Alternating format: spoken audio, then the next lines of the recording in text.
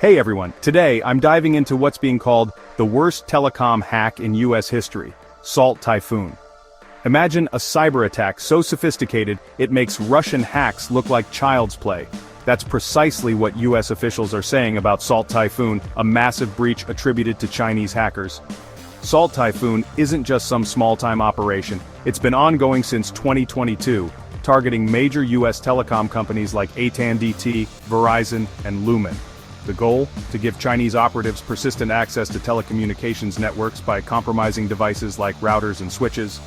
So how bad is it? Pretty bad.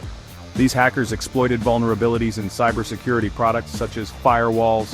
Once inside, they used conventional tools to expand their reach, gather information, stay hidden, and deploy malware for later use.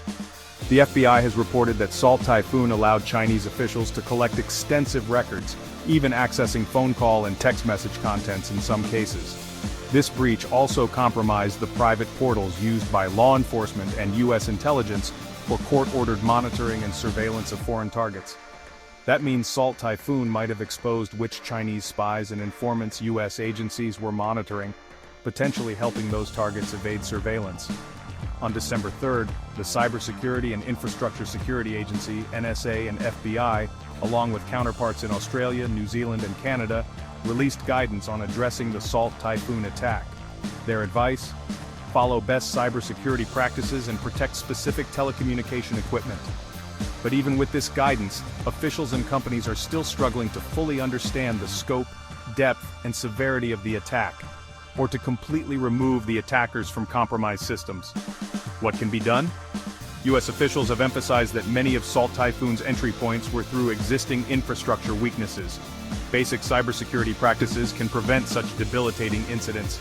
Given our reliance on networked information systems, it's crucial to maintain strong cybersecurity programs, especially for critical infrastructure like phone networks.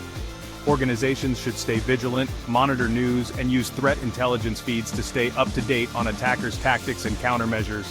Adequate staffing and funding for IT departments and cybersecurity programs are essential. The FCC is even threatening fines for companies failing to bolster defenses against Chinese hacking.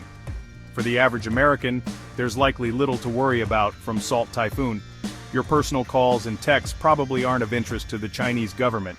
But if you want to enhance your security, consider using end-to-end encrypted messaging services like Signal or FaceTime, avoid default or easily guessed passwords, and use two-factor authentication.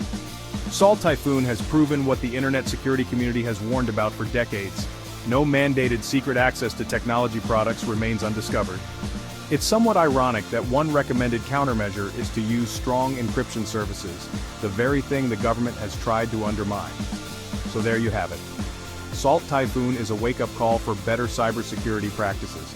Stay informed, stay secure, and remember, in the digital age, vigilance is key.